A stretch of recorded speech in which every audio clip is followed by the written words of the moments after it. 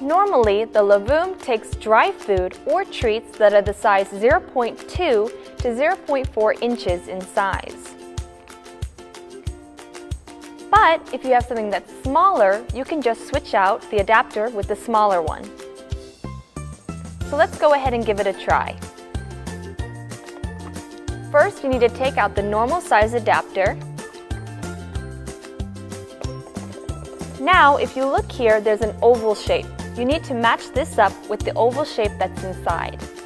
And when you put it inside, that you get underneath the sides. Then twirl it around until it fits. And then you're done. Now you can use a smaller sized dry food or treat.